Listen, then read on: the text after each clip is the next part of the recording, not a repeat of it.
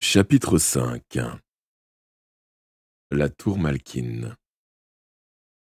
La magie du sang des ossements ou des compagnons familiers suffit à la plupart des sorcières. Néanmoins, les pratiques traditionnelles ne sont pas les seules voies du pouvoir.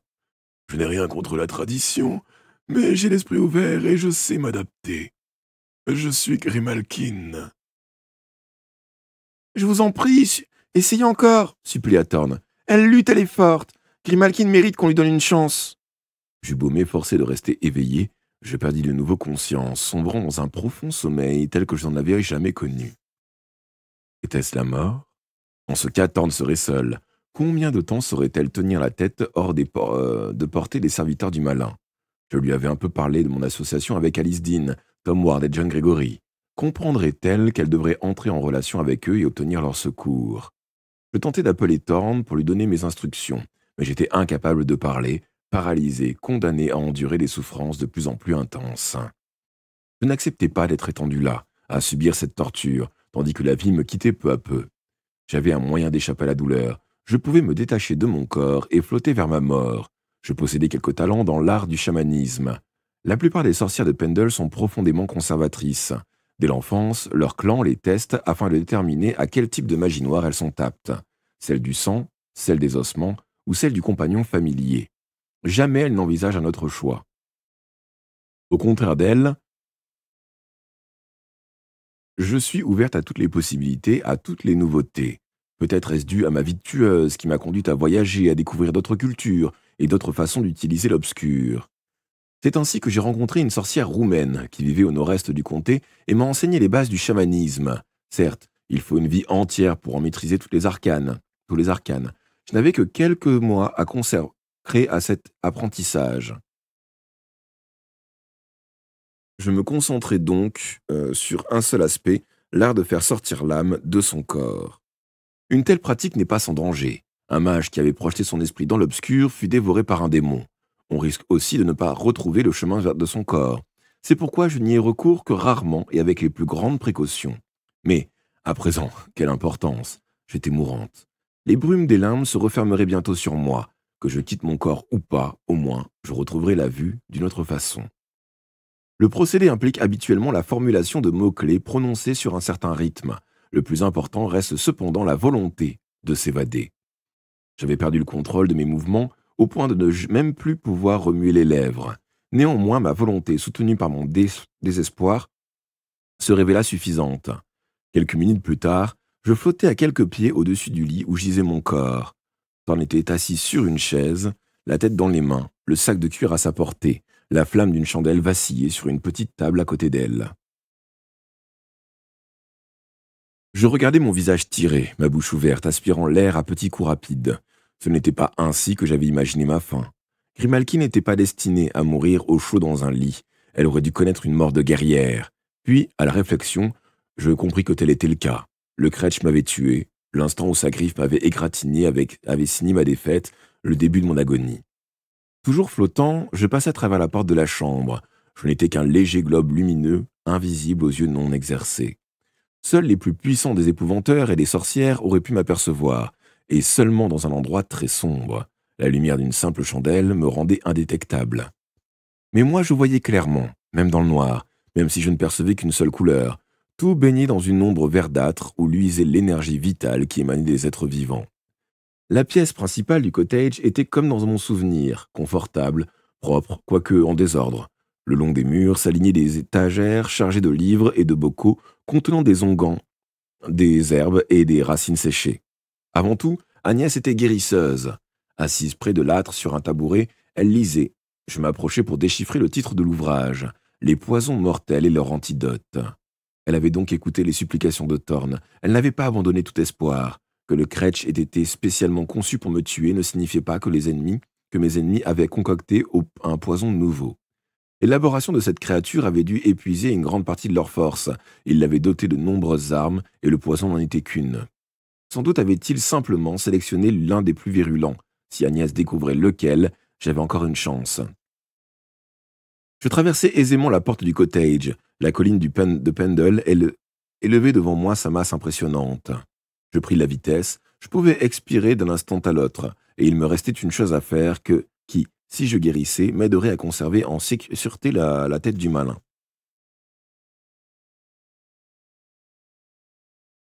Je volais vers le bois des corbeaux et frôlais bientôt la cime des arbres, invisible aux yeux des noirs charognards qui nichaient dans le feuillage épais. J'avais décidé de me rendre à la tour Malkin pour évaluer la situation et savoir où résidaient exactement les deux Lamia. Une demi-lune verdâtre répandait sa clarté maladive sur la tour. C'était une forteresse sinistre, aux remparts hérissés de créneaux, entourée de douves et fermée par une porte massive bardée de fer. Elle avait été le repère du clan Malkin jusqu'à ce que les deux féroces Lamia en fassent leur résidence. Avant l'occupation ennemie, le conventu m'avait demandé de tuer les intruses et de leur reprendre la tour. J'avais refusé, prétextant que les Lamia étaient trop puissantes et qu'une telle tentative me vaudrait une mort certaine.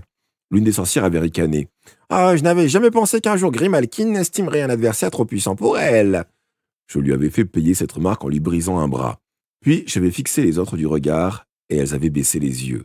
Elles avaient peur de moi. Mais j'avais menti. Bien armé et bien préparé, je me sentais capable de vaincre les Lamia, surtout si j'élaborais une tactique pour les affronter l'une après l'autre, à l'endroit ou au moment que j'aurais choisi. Toutefois, pour l'instant, qu'elles occupent la tour servait mes desseins, car à l'intérieur se trouvaient des mâles appartenant à mon allié Thomas Ward.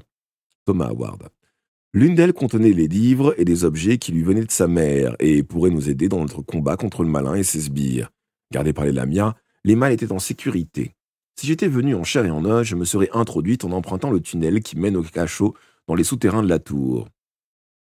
Affronter une Lamia hostile dans un espace confiné aurait tourné à mon avantage. Les deux Lamia pouvaient voler, et il aurait été imprudent de les combattre à l'extérieur. Après que le conventu avait achevé le rituel d'évocation du malin, j'avais pris part à une bataille au sommet de la colline de Pendle. La racaille du village de Dunham nous avait attaqués. Nous l'aurions facilement repoussé sans l'intervention des Lamia. Or, malgré la précision de mes tirs, impossible de les faire reculer. Mes couteaux rebondissaient sur leurs écailles, qui leur assurent une protection aussi efficace que la plus solide des armures. Beaucoup de sorcières sont mortes cette nuit-là.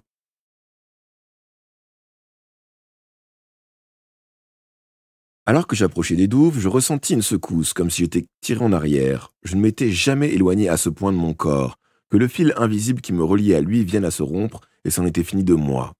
J'avais toujours gardé cette crainte à l'esprit. Certains chamans s'égarent sur le chemin de retour et meurent parce qu'ils sont allés trop loin, le fil a cassé. Mais à présent, quelle importance? J'étais au seuil de la mort.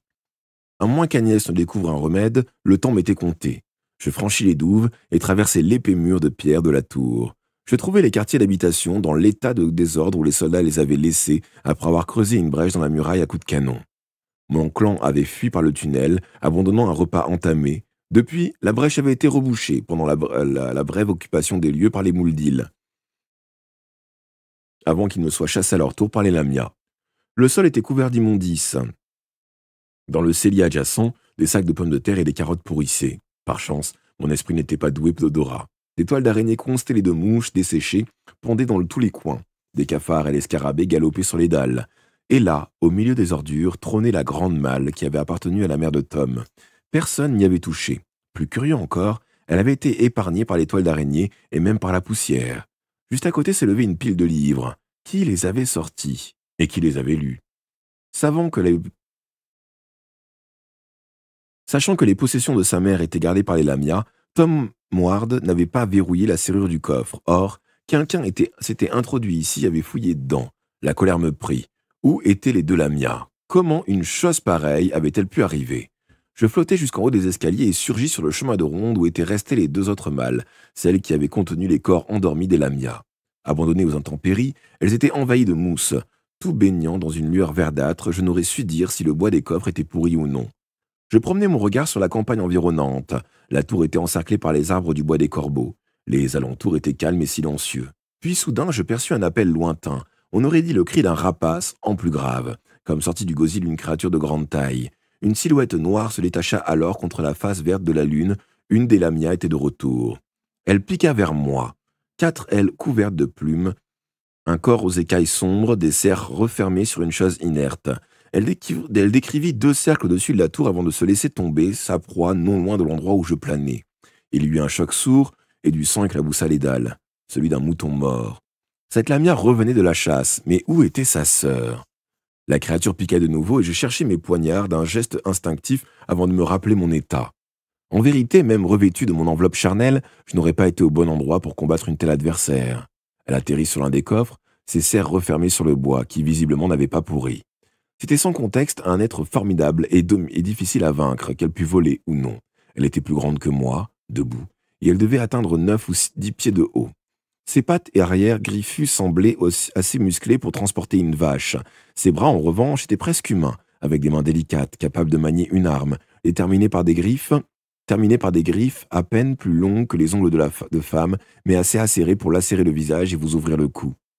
La lamia me fixa et je compris soudain qu'elle me voyait. Il faisait nuit, mais la lune répandait sans doute assez de clarté pour me rendre visible. Ou bien, la créature avait un regard particulièrement perçant. Ou bien, elle utilisait une puissante magie noire. Elle ouvrit la bouche, révélant ses crocs pointus et me parla d'une voix éraillée. « Qui es-tu, sorcière? Que viens-tu faire ici ?»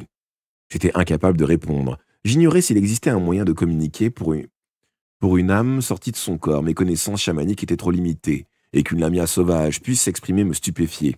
Cela signifie qu'elle prenait peu à peu sa forme domestique, presque humaine.